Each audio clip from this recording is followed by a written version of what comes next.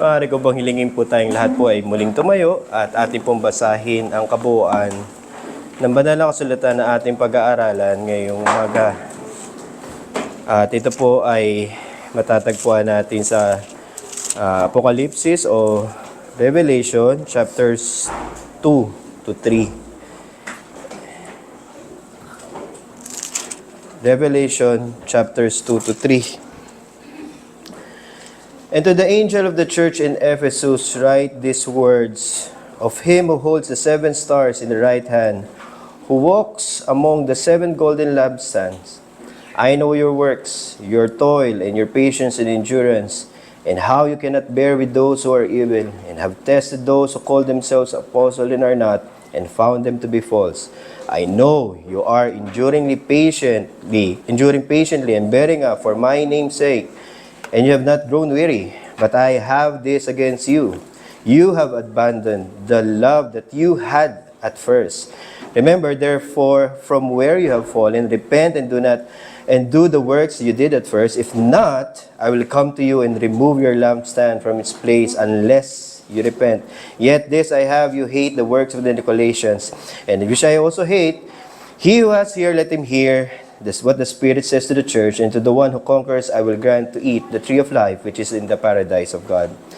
And to the angel of the church in Smyrna write the words of the first and the last who died and came to life. I know your tribulation, your poverty, but you are rich. And the slander of those who say that they are Jews and they are not, but they are synagogues of Satan. Do not fear what you are about to suffer. Behold, the devil is about to throw some of you into prison, and that you may be tested, and for 10 days you will have tribulation. Be faithful unto death, and I will give you the crown of life. He who has ear, let him hear, the Spirit says to the churches, and the one who conquers will not be hurt by the second death. And to the angel, to the church in the Pergamum write the words of him who has the sharp two-edged sword. I know where you dwell, where Satan's throne is. Yet you hold fast my name, and you do not deny my faith, even in the last days of Antipas, my faithful witness, who was killed among you, where Satan dwells. But I have a few things against you. You have some there who hold the teaching of Balaam, who taught Balak to put a stumbling block before the sons of Israel, so that they may eat food sacrificed to idols and practice sexual immorality. You also have some who hold the teachings of the Nicolaitans. Therefore repent. If not, I will come to you soon and war against them with the sword of my mouth. He who has ear, let him hear what the Spirit says to the church. And to the one who conquers, I will give him some of the hidden manna, and I will give him a white stone and a name written on the stone that no one knows except the one who receives it.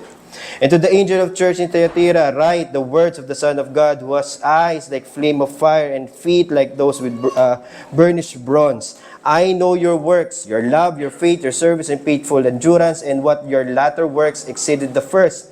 But I have this against you. You tolerate the woman Jezebel, who calls herself a prophetess, and is teaching and seducing my servants to practice sexual immorality and to eat food sacrificed to idols. I gave her time to repent, but she refuses to repent of her sexual immorality. Behold, I will throw her unto a sick bed, and those who committed adultery with her, I will throw her into great tribulation, unless they repent of her works, and I will strike her children dead. And all the churches will know that I am the one who searches mind and heart, and I will give each of you according to your works. But to the rest of you in Thyatira, you do not hold this teaching, and who have not learned what some call the deep things of Satan, to you I say, I do not lay on you any other burden. Only hold fast for what you have done until I come. The one who conquers and who keeps my words until the end, to him I give authority over the nation, and he will rule them with a rod of iron, as earthen pots are broken into pieces, and even as I myself have received authority from my Father, I will give him the morning star. He who has ear, let him hear what the Spirit says to the churches. And to the angels of the church in Sardis write the words of him who has 7 spirits of God and 7 stars. I know your works. You have the reputation of being alive, but you are dead. Wake up, strengthen what remains and is about to die, for I have not found your works complete in the sight of God. Remember then what what you receive and what you've heard, keep it, repent. And if you will not wake up, I will come like a thief, and you will not know at what hour I'll come against you.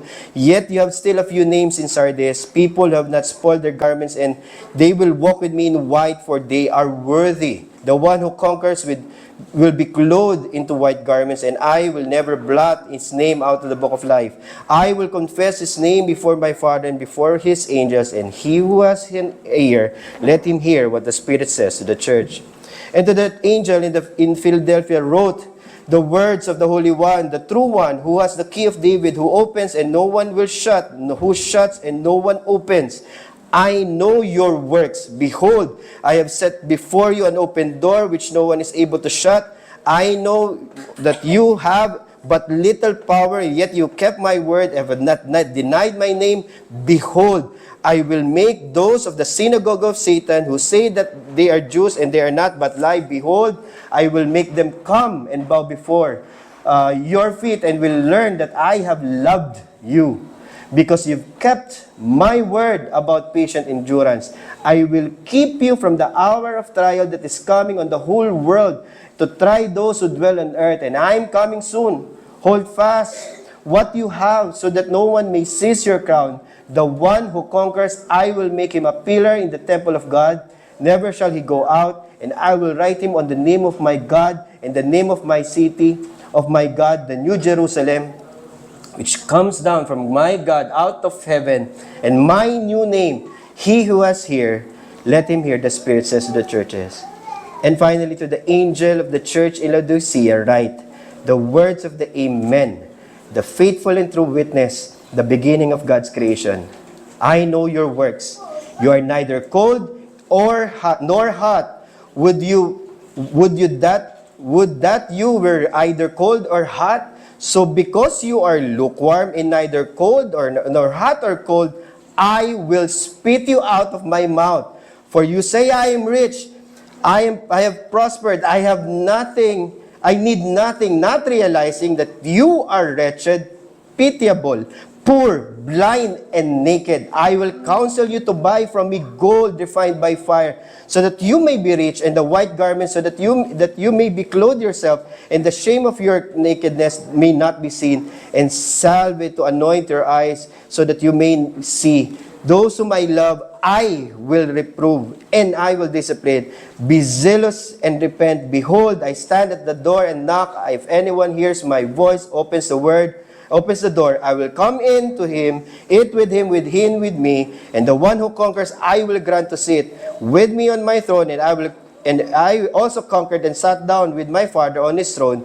He who has ear, let him hear what the Spirit says to the churches. Amen. May the Lord add this blessing upon the hearing of God's word. Let us all sit down. I remember sharing this with everyone that if I'll be asked, when I converted, I would say, probably, I thought I was converted at a very young age, but I was dead wrong. Upon self-examination, I realized that my conversion came in late. I would put it between me being me before marrying Nikki, my wife, and then finally succumbing to the call of the ministry.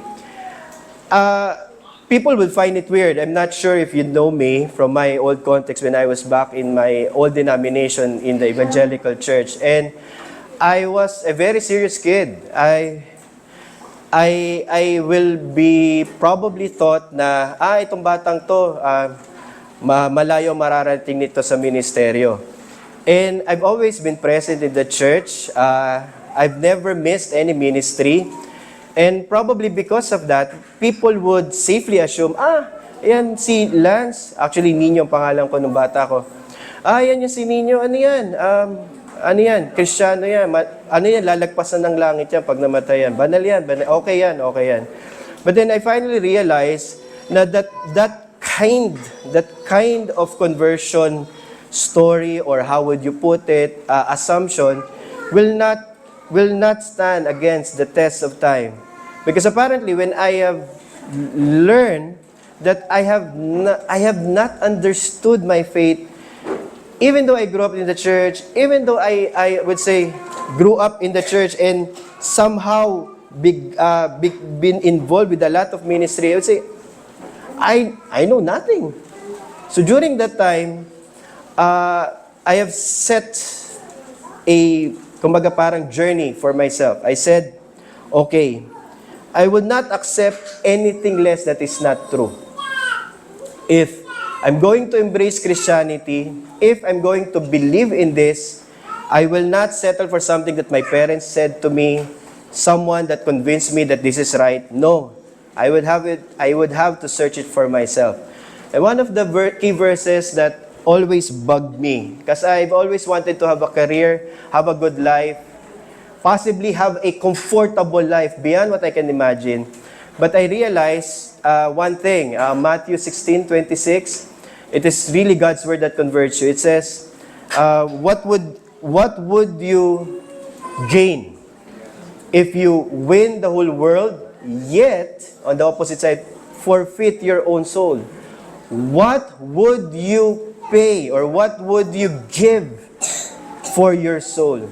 And apparently, when I heard that kind of convicting power by the word, I have finally found that whatever my parents, my siblings, my peers are trying to tell me, unless I am convinced by God's word, I will not convert.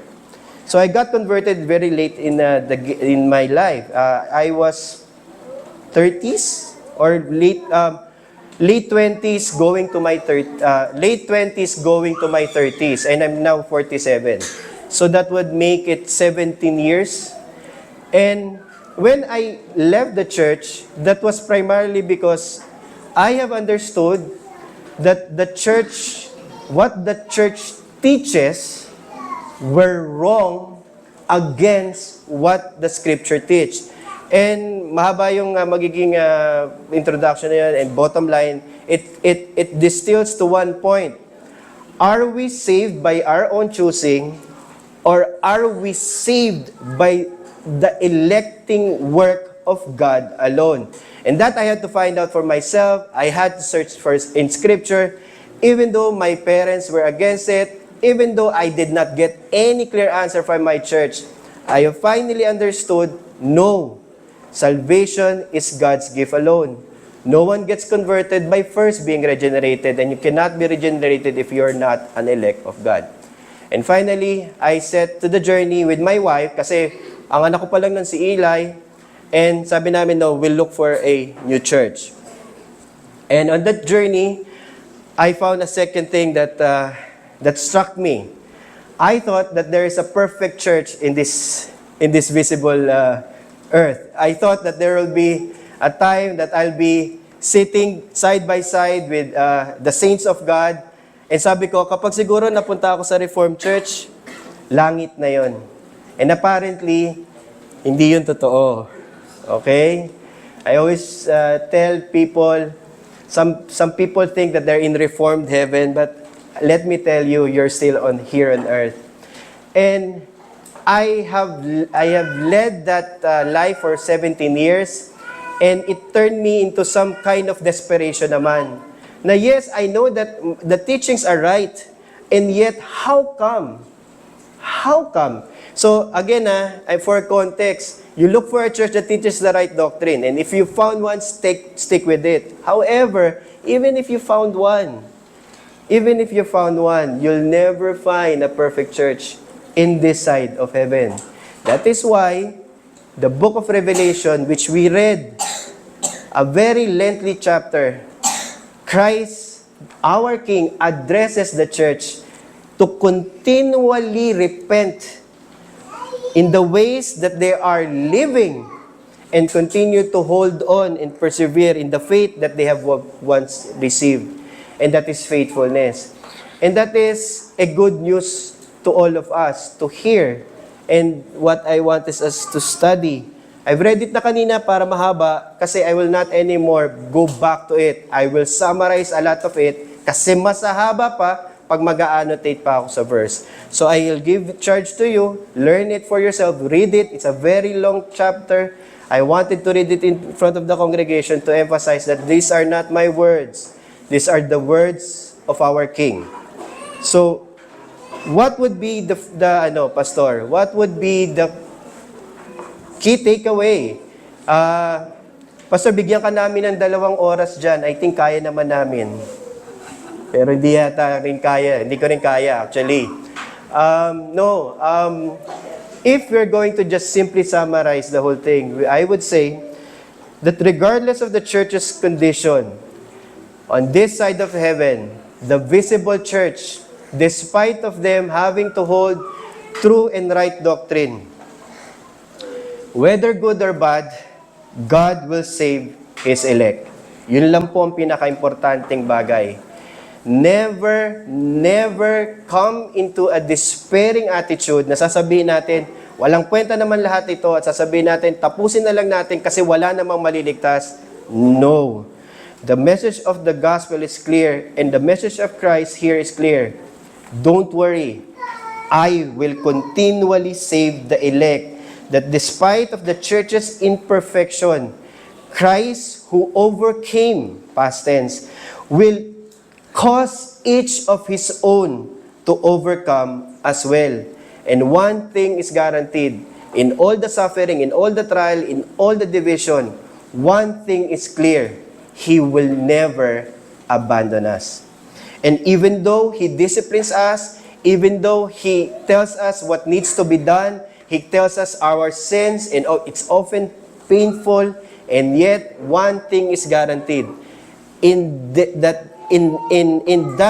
life you call Christian life, none of it, not even a single minute or a second, will be without His presence. He will be with us. And this is our comfort in life and in death, that once we are truly united to Christ, by faith, He will cause us to persevere. That Christ is our refuge and strength, and He will certainly bring us to the end. So we have 2 simple sermon points for this Lord's Day morning. The first one would be the reality of the churches here on earth. I would comment on it. I would allude to some of what I think modern churches tend to become more and more into it, and why Christ needs to correct that. We'll discuss that on the first point. And on the second point, I would like us to hear the exhortations and the encouragements of Christ.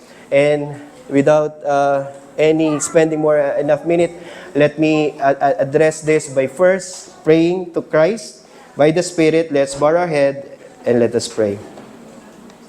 Heavenly Father, eternal and merciful God, we acknowledge and confess Your divine majesty, that we are poor, wretched sinners, that we were conceived and born in sin and corruption, and we are inclined to all manner of evil, incapable by nature of doing any good.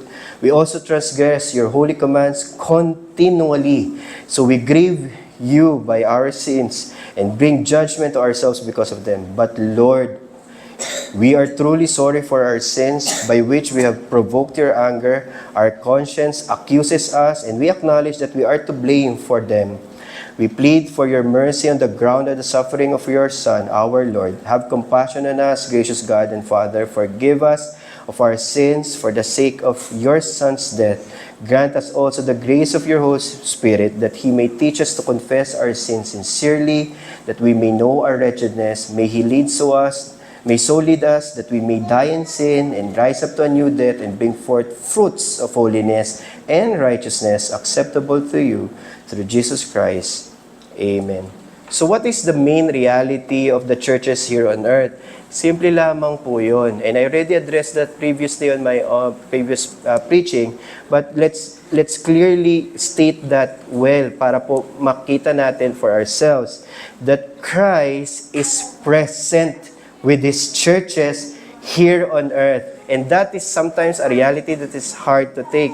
Lalo na pag maraming nangyayaring mali, maraming nangyayaring palpak, maraming nangyayari na hindi mo gusto. You often think, where is Christ in all this? Where is Christ in the picture?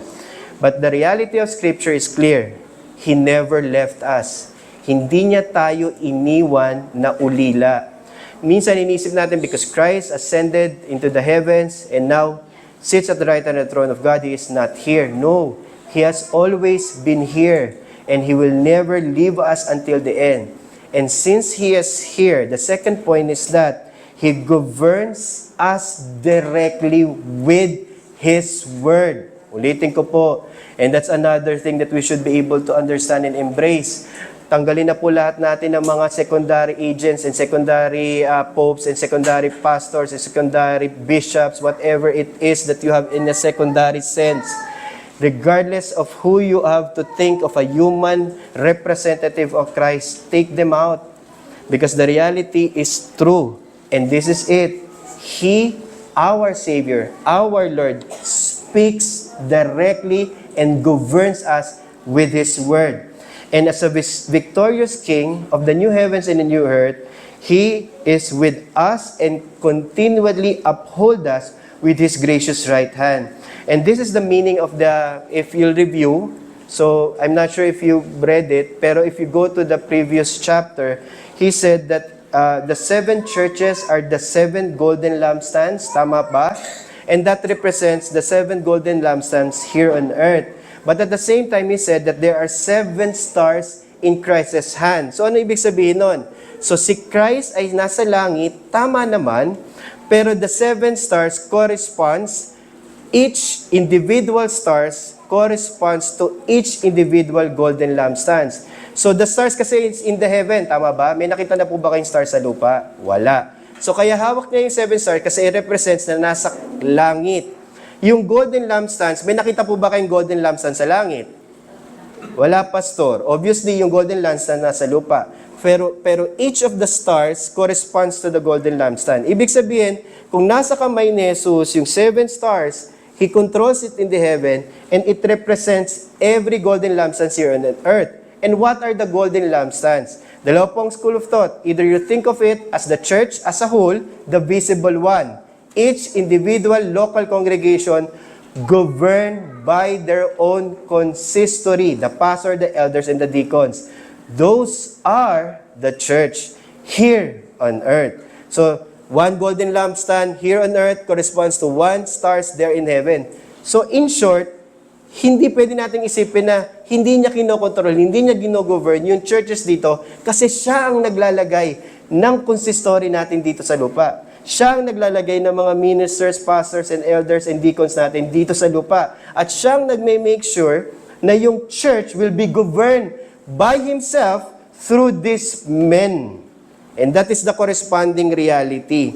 That is why it is Christ alone who stands kumbaga, He stands between heaven and earth. That is the reality. Even though hindi natin nakikita, and that's the sense of the revelation, you have to believe it to be true. Why? Because that is what God says in His Word. Thus, this letter written by the Apostle John as a vision to be read in the church declares the truth that Christ knows. And that is a chilling truth to the spine of everyone who leads the church.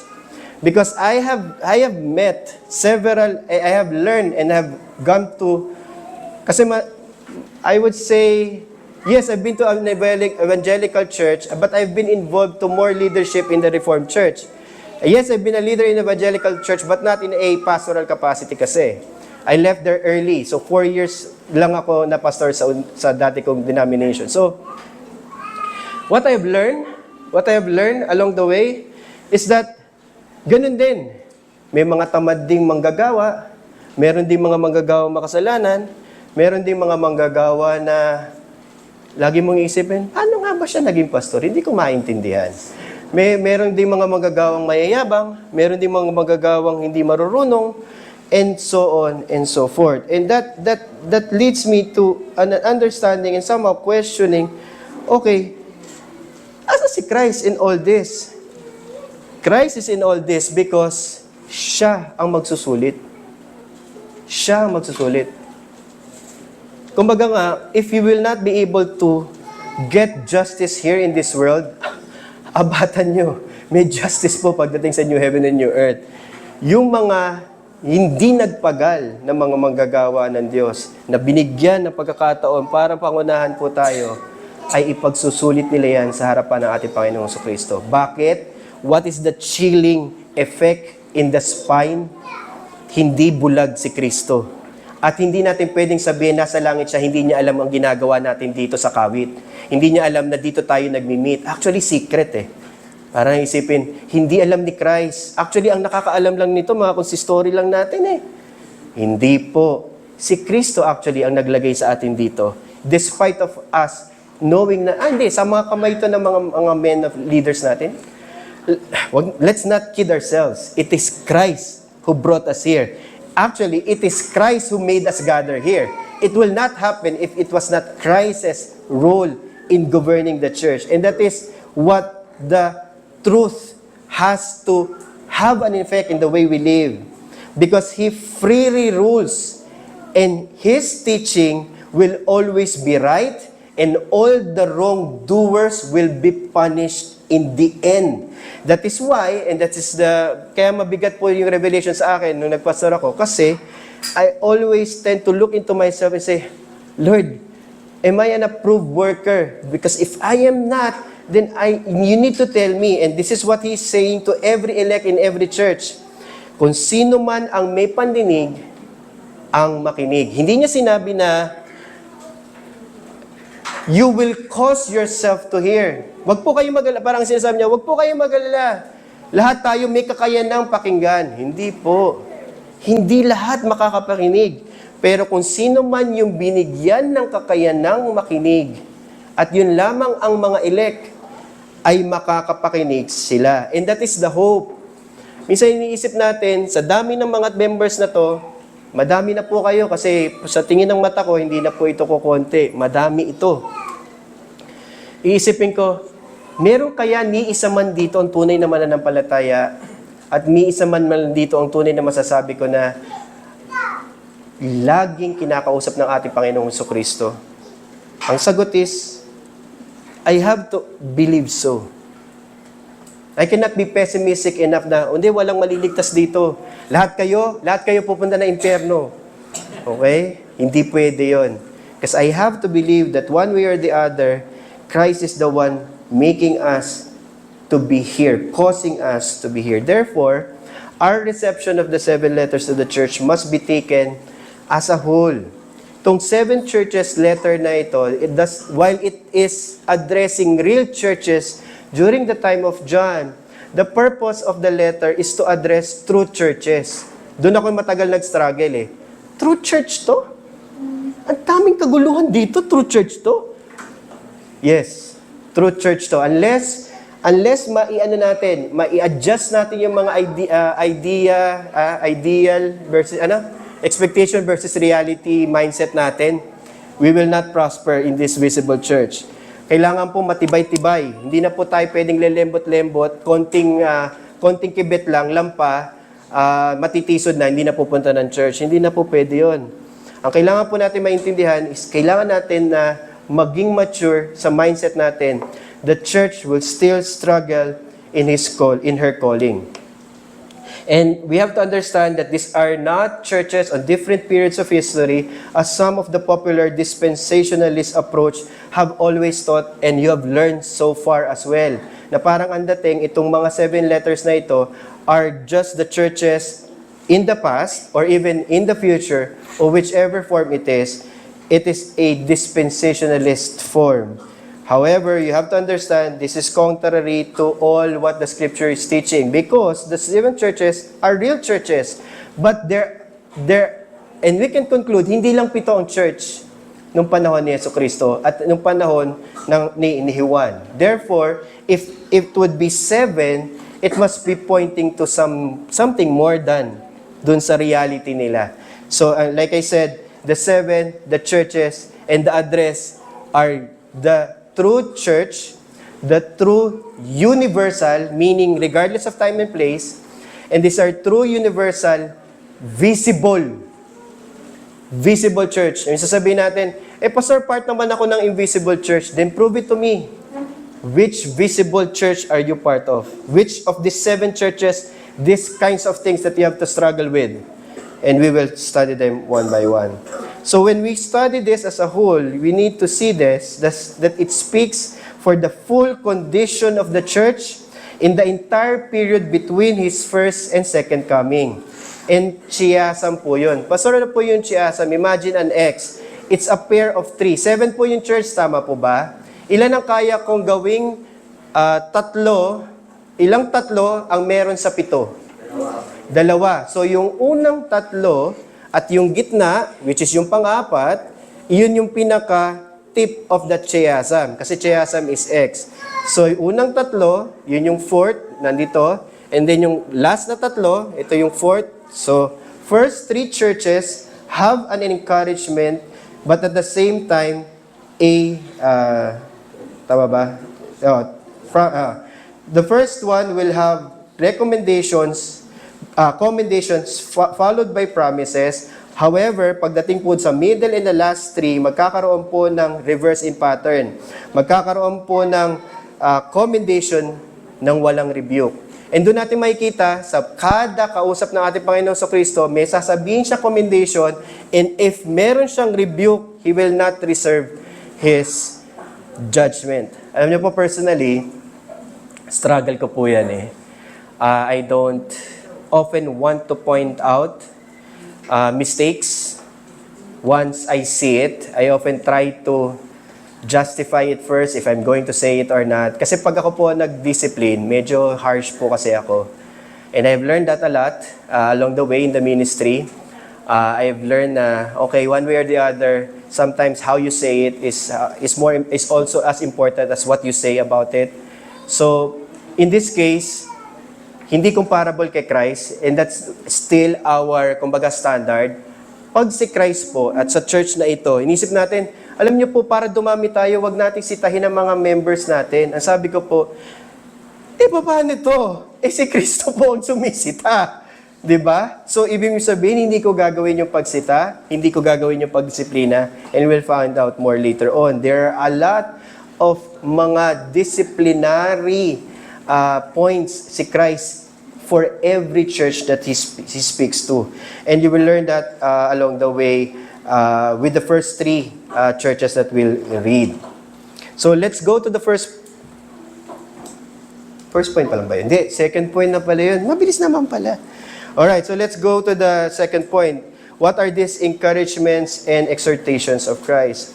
The Christ's commendations to His churches reminds us that God knows all that occurs within the church because this is His church. That Christ continually intercedes for us in every condition, that He praises us when we do well, and He corrects us when we do evil. Pastor, akala ko ba we are only saved by God's grace and by the work of Christ alone, and it is by faith? And how come Christ here keeps on continually rebuking the church based on what good works that they do? Doon po din makikita natin na if dati tayo sa evangelical, iisipin natin, puro lang grace pero walang law. Or pwede naman puro law, wala namang grace. Kasi yung church ko na napuntahan, puro law, walang grace. Puro batas ng kamay ng pagpapasunod sa mga miyembro. Walang grace. In this case, makikita natin, no. Apparently, as the visible church grow, the church whom Christ saved by grace will continue to walk with good works. And good works are expected from them. Pastor, good works are expected from believers? Yes, because He prepared that beforehand. Kala ko, Pastor, walang good works. I'm sorry to be a bearer of bad news. That would not be Reformed. It will never be Christian as well. Because, yes, galing tayo sa Romano Katoliko, sabi sa atin, pananampalataya lang hindi mabubuting gawa, pero ang mabuting gawa ay nanggagaling sa tunay na pananampalataya. Hindi pwedeng walang bunga yung pananampalataya. At ang tanging bunga lamang ay mabuting paggawa. Kaya dito makikita natin na kapag merong ginawang mabuti ang church, i-commend ni Christ. So tama yung commendation. At yung commendation ay base sa mabuti nilang paggawa. So, but at the same time, kapag may maling ginawa, Pastor, ibig sabihin, Yung mga nanampalataya, hindi sila perpekto. Ako naman, so hindi mo kilala yung sarili mo, no? So, I'm not sure how you see yourself. As far as understand, you profess faith, that you believe that Christ died for you, but it doesn't simply magically bring you to a point, although that is justification of perfection, but you will still have to live this life and you will progress in sanctification, in holiness. So therefore, hindi pwedeng ang mangyari is magically perfect ka na. So, Christ will still have to discipline us while we are here on earth. Pastor, discipline us? Opo. And if you're ask me, one of the things na pinakamahirap sa pagta-transition mula sa evangelical church papunta sa pagiging reform is yung understanding of the law, good works, and discipline. Kasi para sa atin, wala sa bokabularyo natin yan nung tayo po ay ebangheliko pa. Pero pagka reform po yung pulpit, lagi pong meron nun. May law and gospel, pero hindi pwedeng walang gospel. Dapat may law at merong gospel. May gospel, may law. Lagi pong magkasama nun. Because Christ will always correct what is evil. Why? Because God loves whom He disciplines. Okay. So, as we study all the churches, mabilis na lang naman po yun. Kasi nabasa na natin kanina. I'll try to limit my commentary. Pero you will realize here that as we continue to go through, we have to ask ourselves a question. Can we discern how Christ works in the church? Or that's oblivious to us? Meaning, wala na tayong pakialam. Ang iniisip lang natin, bahala na yung mga leaders natin na mag-lead sa church. Oh, that would be to your fault. Fault mo yon as a member. Because you think that Christ will save you but not a Lord of His church. So no, you have to discern how Christ leads the church and His work that is present in the church. Or gusto lang natin na, hindi, basta atin lang ako sa church, wala akong pakialam. Hindi rin po pwede yon. That is why we have to listen what the Spirit says to the churches. And these are the same things. So, pito po to. 7 churches. These are the same things that we will see in our own churches even today. Okay, the first church is Ephesus. Yung Ephesus po ay inalagaan ni Pablo. Alam niyo po minsan, pag iniisip po sa my own ministry, ito po yung equivalent ng kung saan ka nag-spend ng much of your pastoral time. Yung bang tumira ka doon, nakilala mo yung mga tao, and somehow, one way or the other, napalapit ka sa kanila. And what is curious is, even though we have an account of the Ephesian church, okay, of Paul being intimate with the church, what this reveals to us is grander. Why? Because it was not Paul who was intimate with them. It was Jesus Christ Himself. Nagets niyo po ba? Hindi si Paul. Kaya, hahanapin mo yung mga pastor na nagre-represent kay Christ because through them, you would know Christ is at work. And in this case, kilala ni Christ yung church na yon as if how Paul knew the church. Nakuha niyo po? And kung hindi pa ako nag-preach ng Ephesians dito, so nag-preach ako sa Makati ng Ephesians buong letter. And I'm still fresh in my mind. It is a very intimate letter. Those are the things that you will not imagine that a pastor who is just a hireling na para bang kaya lang naging pastor kasi wala siyang trabaho at wala siyang pagkakitaan, so nagpastor siya. Hindi pwedeng ganun eh. Paul was so invested in this church. And he was so invested in the church that this church reflected the kind of ministry Paul has. They are very, very wise.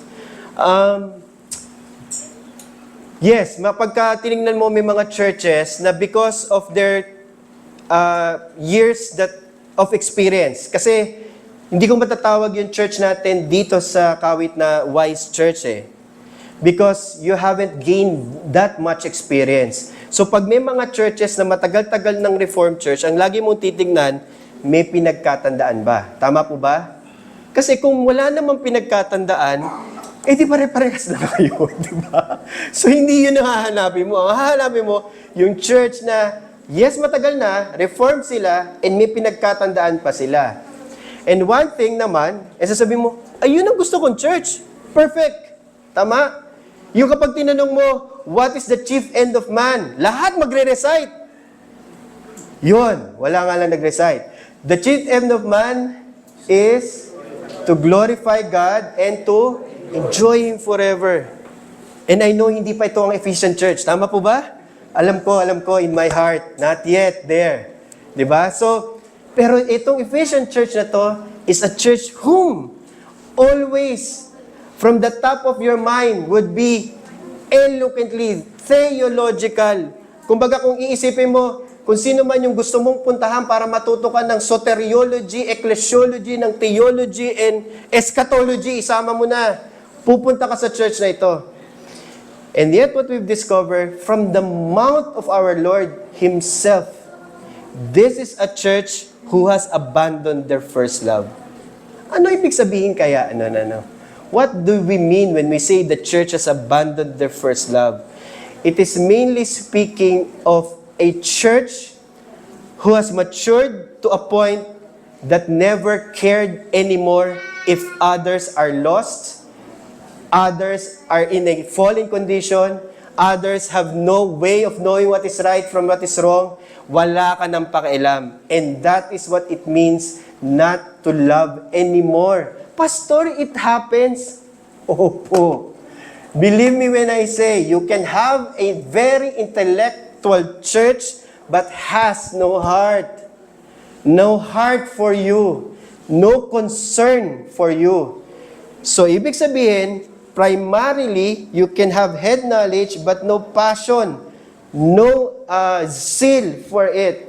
And their departure from their first love was not because of major sin. Kita nyo po, minute po yon, and yet Christ knows. Hindi sila napunta na, hindi pwede sabihin ni Christ, hindi, sumamba kayo sa mga Nicolaitans, hindi, pumunta kayo kay Jezebel. No, that was not the charge.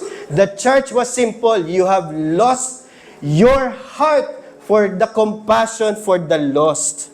Because ang iniisip nyo, ligtas na kami, bahala kayo sa buhay nyo. Parang ganon. I cannot be vulgar, pero sige, bahala na kayo sa buhay nyo. Diba? Mamatay kayo. Ganon. To that impact. Yeah, pero dito lumalabas, Christ knows. And Christ rebuked them.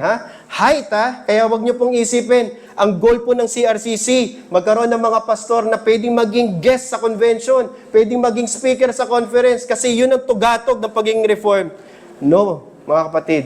Ang tugatog ng pagiging reform is having the right mind with the proper heart. The proper heart must be there, and it translates, mga magulang at kapatid. The second church is Smyrna, considered poor by the world and yet rich in heaven. Ito po kasi minsan, ang iniisip natin sa Pilipinas, may hirap po tayo. Well, generally speaking, mahirap tayo compared to global churches. Pero hindi po ako naniniwala na mahirap po ang church sa Pilipinas. Hindi rin ako naniniwala na mahirap ang mga reform or reforming churches dito sa Pilipinas. Hindi po totoo yan. So, hindi po tayo ito. Sure ako. Kasi pag sinabing poor, they're talking about believers who still congregate and yet majority of their members are slaves. Okay? The low status in the society, wala silang maiuubra, and yet they continue to gather themselves to be led by their pastor and their elders and their deacons. And in the eyes of God, what Jesus says is the opposite of their earthly stations. Why? Because in the eyes of God, even though they are materially poor, Jesus says that they are rich in the heavens. Pastor, meron silang mga ginto sa langit. Hindi. Of course, that would be taking it literally. Ang sinasabi lang, that their poorness was not a barrier for the faith to grow. And dun po yung indictment sa Filipino church. Kasi meron po tayong, hindi dahil tayo poor, meron tayong poor mindset. Iniisip lang natin lagi, mahirap tayo, pero mga kapatid, naka-aircon po kayo. Meron pong sound system, may tumatakbo pong kuryente. So kung mahirap po tayo, hindi ako naka-Amerikana dito, tama po ba? Kasi sigurado hinubad ko na to sa sobrang init. So that is why I don't believe we're poor. And that is why that poor mindset makes us understand na dapat materially rich tayo para maging tunay tayo na church. Mga kapatid, if you put it that way, then Christ will say, okay, then you're a poor church in my eyes. Is that what you want? Is that what you want to appear? In my eyes, that is what counts alone. Eh ano naman kung makita kayo ng mga members or mga denominations natin, yung CRC na yan, wala na yan. CC na yan, wala na yan. Masasara na yan, wala namang pera dyan eh. Would that matter? No. Because what matter is what Christ looks at the church and what He says to be true. Their suffering reminds us in every age that though we may not experience it ourselves, some churches will be martyred, persecuted unto death, and for them the reward is eternal life and not material wealth. And they're able to escape second death. And that is the main thesis of this point of Christ. He is saying that there will always be persecuted church in every generation. So let me ask you, are you aware of any church who are really being persecuted? Yan ang tanong. Kasi if your mindset is, hindi, sa mga Pilipino lang nga, maubusan na tayo, wala nga kaming pera. Hindi, mga kapatid, may mas mahirap pa sa atin. And sure ako, if we are not aware of it, we're not looking at Smyrna. We're not looking at how Christ looks the church. There will always be poor in every generation. Ang sabi ni Jesus, the poor will always be with us. Di ba kayo nagtaka? Dumating na rin pala ang ating Diyos. Bakit hindi pa niya ginet-rid yung mundong ito ng kahirapan? It's a simple question. It's a basic question. If He has the capacity to do so, hindi niya ginawa. Primarily because He understands that we will not be rich here on this side of heaven. Our richness will always be on the new heavens and in the new earth. It doesn't matter what kind of riches you have here. Because mas mahirap pang pumasok ang mayaman sa langit kaysa ang isang sinulid na kambing. Ay, hindi sinulid na kambing. Camelyo. Which is anong Tagalog? Hindi, camelyo ba ang camel? Okay, camelyo ay pumasok sa mata ng isang karayom. And that is how impossible it is. And if you want richness, I'm telling you, then, unless you can do that, then, all welcome, di sige, makakatulong ka sa church, mayaman ka eh. Pero that is not the goal. Because we will always have the poor with us, and they will be martyred, and they will be persecuted in our midst. The second one is Pergamum. The third one is Pergamum. And this is how I think of you. Yun, yes. Kala namin, hindi kami pag-uusapan dito eh. Oo nga, that's how I think of you. Because this is more true than anyone else compared here. Kasi hindi nga tayo mayaman, hindi tayo mahirap, hindi natin struggle yon, hindi rin tayo persecuted. Pero ang problema, madalas tayong pasukin ng maling katuruan. Ay, nako. It would be a penny to every thought para marinig ko sa isang kapatid na sasabihin, naku, pinasok na naman kami ng X, Y, and Z na movement. Pwede ko bang sabihin dito? Pero anyway, kulto kasi yung ano na yun, yung leader na yun eh. Hindi ko ba malaman bakit nagoyo niya yung mga members ng church. And I would say, penny for our thoughts. That's something na pagka binasa mo tong Revelation, isipin mo, that will always be the state of the church. Magugoyo at magugoyo siya. Okay? A church infiltrated by false teaching. And let me emphasize, False teaching does not come from without, mga kapatid. It always comes from within. Ang pagpasok ng maling katuruan ay paloob. Sheep's clothing nga ang sabi. So, Pastor, hindi ka ba naka-sheep dyan? I wouldn't know. That's your job to know. Not mine. That's your job. You should know if I am a wolf in sheep's clothing. Because in this case, like Balaam leading Israel into sexual immorality and idolatry, nabanggit si Balaam. Pastor, wala naman si Balaam doon Exactly. That makes the point stronger na hindi actual po yung sinasabing history. Si Balaam is from Old Testament. So like Balaam leading Israel into sexual immorality and idolatry, the Nicolaitans represent a compromising, worldly, and ungodly church. Magkaka-progression po yun. Iba pa kasi yung compromising. Yung compromising is a church that says, pare-parehas lang naman ang turo. Okay? Kahit sinong pastor pwedeng magturo sa atin. Wala na, puro tayo love. Love lang tayo. Huwag tayo masyadong doktrina na yan. It divides. Dapat tayo love lang. That's a compromising church. The next one would be a worldly church. A worldly church is not a church with money, mga kapatid. Kasi isipin natin, yung mga mayayaman church, yan ang worldly church. I have yet to go there. Pero worldliness has nothing to do with money. It has something to do with power. Power. Kapangyarihan. Okay. If there's going to be a leader in the church, the primary motivation in the church has never been about money. It's kumbaga, this is a classic story. Kung ang isang lalaki, okay, gusto ng pera, hindi yan pupunta sa church. Saan siya pupunta? Pupunta ako sa labas, sa trabaho.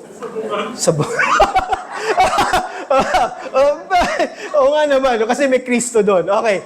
So, hindi. Ang ibig ko sabihin is, hindi siya pupunta sa church for money. If he wants money. Pupunta siya sa mga trabaho. Magninegosyo ka. Hello kapatid, mas sure po ang pera sa negosyo. Basic lang po ang kailangan para magkapera. Magsipag ka, may providensya ng Diyos, kikita ka, magyayaman ka. O, pwede pala yan, Pastor. O, sige, subukan mo. It has never been a secret. Masipag ka, probidensya ng Diyos, magkakapera ka, kapatid. Hindi po misteryo yun. Pero wala pong lalaking pupunta ng church because of money. Bakit? Ang ganid naman nun.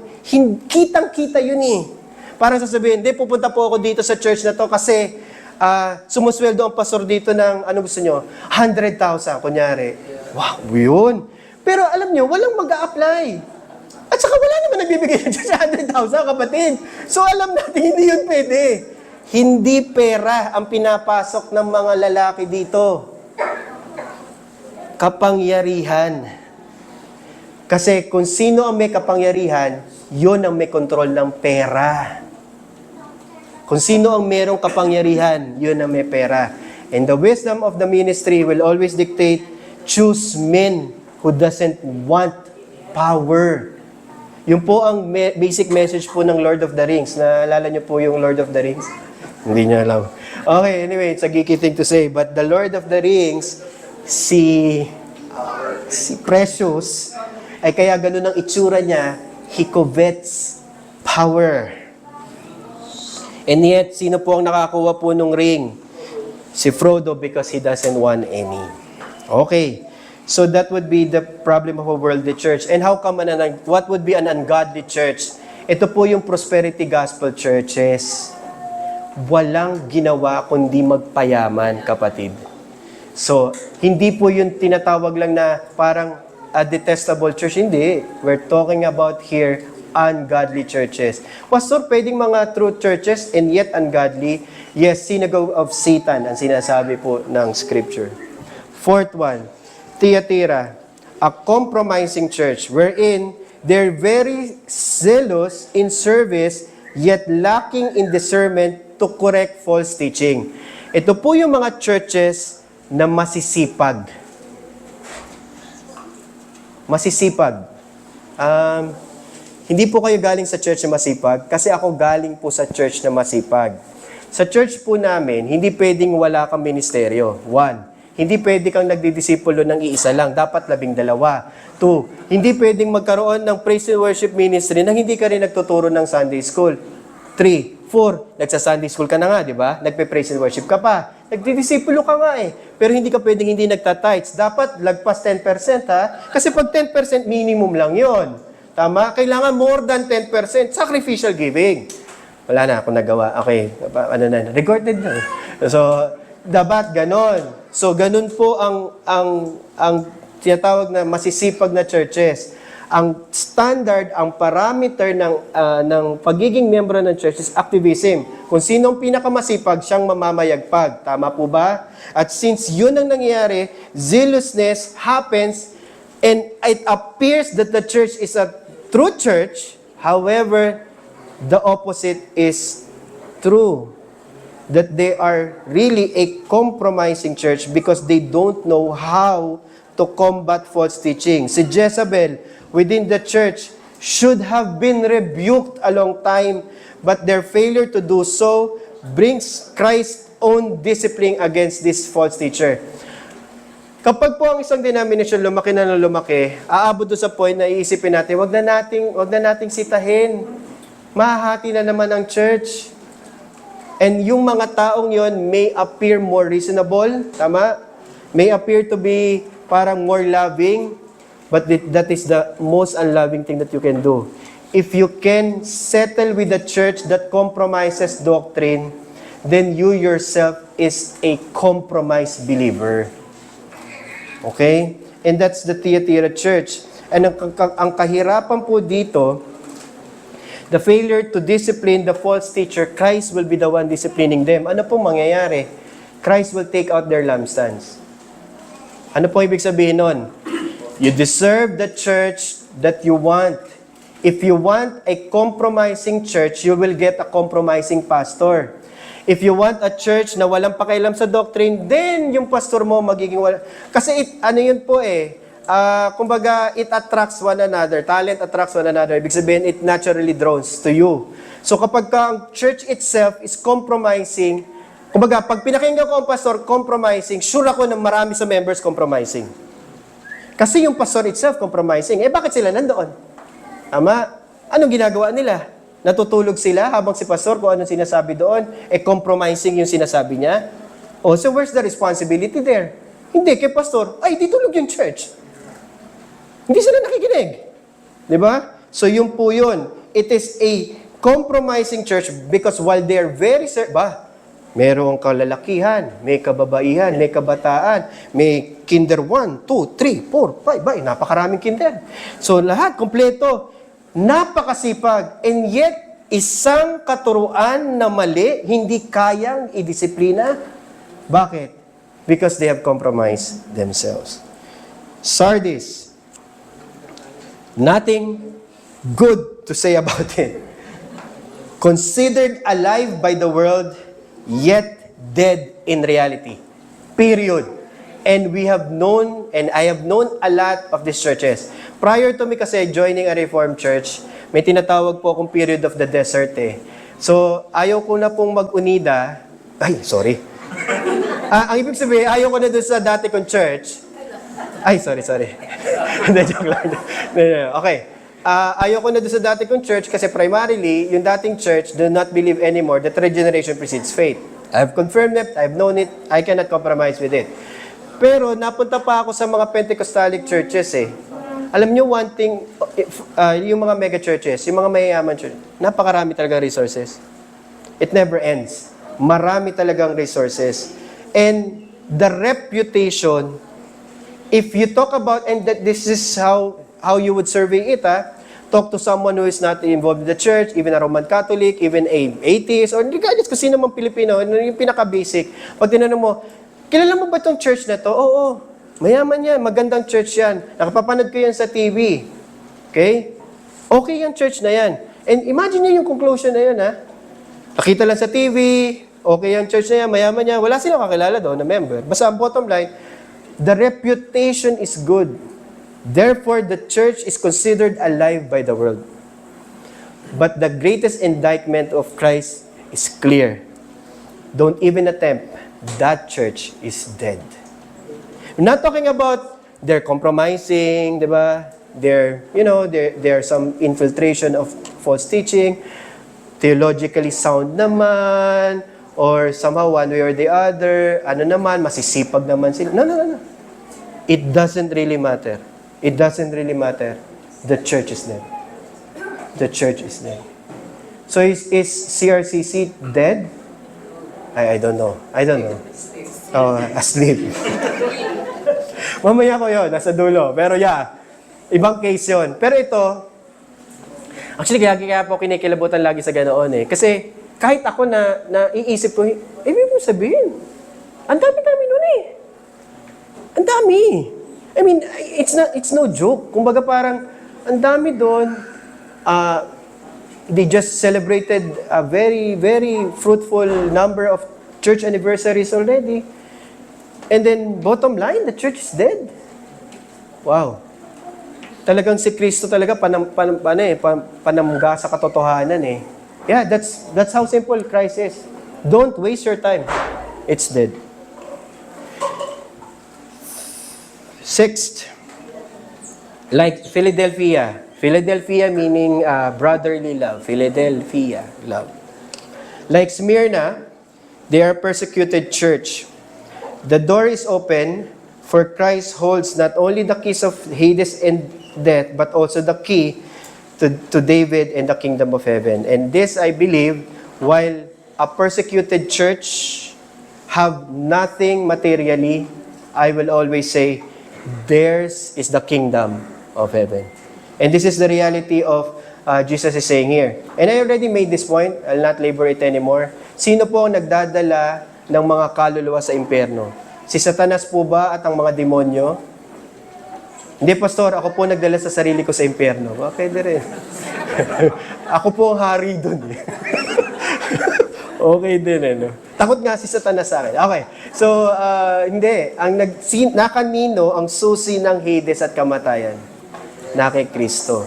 So, siya ang nagdala. Pangalawa, sinong nag-appoint na kamatayan mo?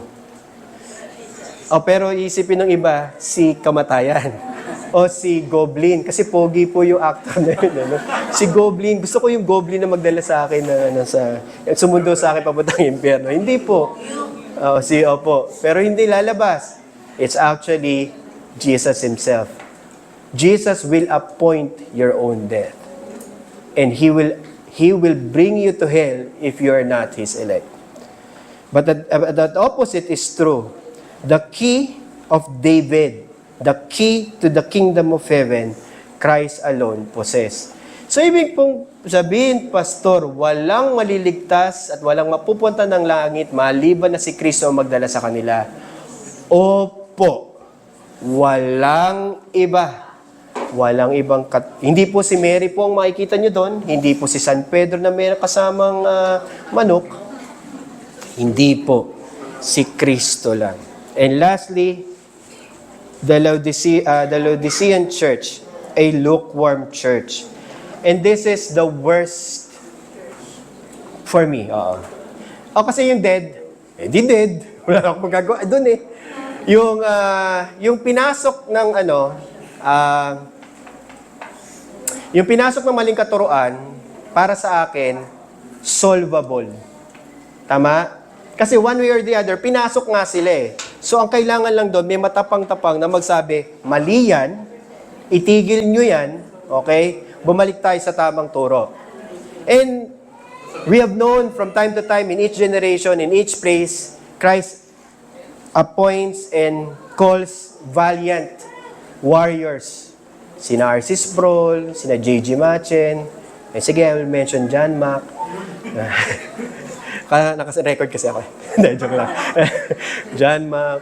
Okay, sige. Mga valiant of truth who stands for it and nai-influence yung universal church, hindi na sila mag-compromise. Hindi, sinabi mali so wag natin gawin. Ganon. So, may ganon from time to time.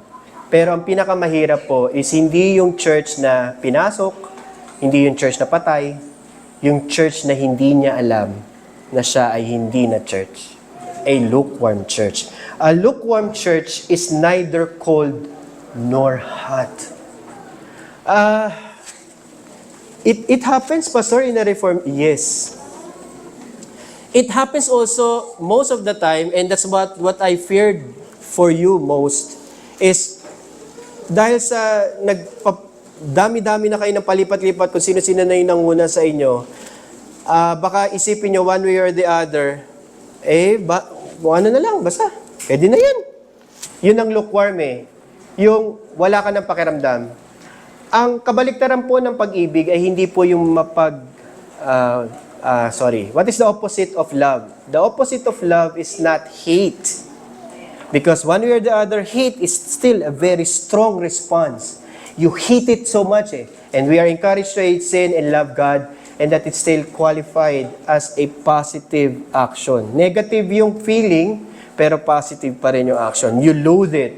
Meron kang gagawin para hindi mangyari. So that's love and hate. But the opposite of love is not hate. It's apathy. Wala ka ng pakialam. So I tend to always, alam niyo po, kung mapikit man lang po kayo ng mga ilang minuto sa akin, I will not take offense. Pero kung nakapikit na po kayo mula simula at natapos na po ko ng 1 oras, ay nakapakit pa rin po kayo, ay good morning. Good morning. I'm here. Hello, I'm back, di ba? Hindi pa ako nawala. It's been an hour. Kasi ang REM sleep is 1 hour. So, yung tunay na nap is 15 minutes. Kung nakapikit kayo ng 15 minutes sa akin, hindi ako magtatampo. Okay? Pero 1 oras na kapatid. Gising na. Alright, matatapos na ako So, yun po yung problema. Apathy. Wala kang pake. Wala ka ng pake. Chalan ka na lang. Hindi. Non-chalan ka na lang. Okay? Kumbaga, bahala na kayo dyan. Diba? Dami niyong gusto. Gawin niyo kung ano yung gusto niyong gawin. Wala akong pakialam. And kapatid, walang pumunta ng impyerno, okay, na iniisip nila mapupunta sila doon. Sure ako doon. Maliban na lang kung masama kang tao, which I made a qualification there. Pero ang sabi nga ni, I think it was C.S. Lewis the path to hell is like a slippery slope. Akala mo, nakatingala ka at paakyat ka sa langit, pero ang reality, sumasaludsod ka. Alam niyo yung sumasaludsod? You're slowly tama po ba? Dumadaos-dos. Hindi sumasaludsod. Kasi sumasaludsod nga Dumadaos-dos. So dumadaos-dos ka. And the reality is, akala mo, ligtas ka, and that's the worst. Akala mo ligtas ka, but the reality, you are not. And I'm here to afflict your soul. Examine your soul. If you're neither cold nor hot, mga kapatid, you will not go to heaven. Because Christ said, iluluwa kita. Ang kanin, kapag mainit, pag sinubo, mapapaluwa ka. At sabi nga, ganun po sa pag-aasawa. And the same wisdom holds. At least, one way or the other, pag sinabi mong, hindi, Pastor, nasa point lang ako na masyado ako naging disillusion, then let's talk about it. I want to give you hope. Hindi porke ang church is napakarami ng division at napakarami na nangyari, hindi imposible na ang church ay mapuput into a right track. Believe what Christ said. But what Christ said now in Laodicea says, you're neither cold nor you're hot, and you are self-reliant. You're imagining that you don't need anything outside of yourself. And that's the problem. That is why you are the most wretched of them all. Because you're thinking, none of this matters. In every age, God tests such a church to see if they're faithful, servant awaiting their beloved master. Yung pong 10 virgins na parable, same concept po yung tinatry na point noon Yung 10 virgins na walang additional na dalang oil at natulog lang doon. Anong nangyari? Paglabas ng groom and bride, pumasok sa loob ng wedding feast, wala silang dala, hindi sila Hindi sila pinapasok. Same concept po dun sa parable of the talent. Binigyan ng 3, nagbunga ng 3. Binigyan ng 5, nagbunga ng 5. Binigyan ng 1. Anong ginawa? Binaon sa lupa. Kapatid, hindi po talents yun na para bang kailangan po nagsiservice po tayo dito, kailangan po nagbibigay tayo ng lahat ng glory sa Diyos sa pamamagitan ng ating mga talento. Hindi po. Ang point noon, nasa loob ng church ka. And yet you have forfeited that privilege. Why? Because you're asleep. Tulog ka, kapatid. Hindi totoo, tulog ka. Tulog ka. Figuratively and physically. Okay? But then the spiritual point is the same. You're not attentive because you're lukewarm. Kapatid, if you're lukewarm, you're neither cold nor hot. I want to displace you. Magalit ka man sa akin, magalit ka man sa mensahe, at least may nararamdaman ka. Hindi ka apathetic. Hindi yung bukas, magtatrabaho din naman ako, kikita ko ng maraming pera, makukuha ko lahat ng gusto ko. Kapatid, yung buhay na yon ay pang-impyerno. Hindi po yan pupunta sa langit. I want to discomfort you. Wala pong nagpunta ng langit na naka-aircon. Ay, hindi, pwede naman. Ibig sabihin is, hindi comfortable mapunta ng langit. Nabasa niyo po ba yung pinakapaborito kong libro, The Pilgrim's Progress? Si Christian po, in the last stages niya, actually, nalulunod po siya. And it struck me a lot. Why? Kapatid, I have nothing else in mind right now. It's done for my wife and I to retire peacefully. Ganun lang kasimple. I don't want any more discomfort in life. I want to retire peacefully. If I cannot give that and if I do not have that, then that would be the day for me. I'll be broken. But that's the point of the Christian life. If I want that, then I'll pursue the world. But Christ will not give me the world because He will give me discomfort in this life. Because that is what the path of the pilgrim believer will have to suffer until the end. There's no comfort in this life, mga kapatid. There's nothing here that will satisfy us. What I want you to remember is this. The journey may be hard, may be long, but our Savior awaits us in the end. He will give us eternal life. He will comfort us in the eternity. None of this thing will matter because in eternity we'll have Him and we will have everything we want. And that is what the message of God wants to bring us in this message.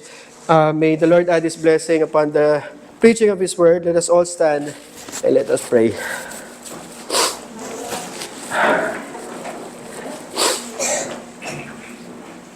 Our dear Heavenly Father, thank you for the reminder of the churches that you have given us to reflect upon and to know how you speak and address them. We know, God, that in this life, there will always be uncertainties, that the visible church will be battered left and right, will be suffering trials, divisions, and tribulations.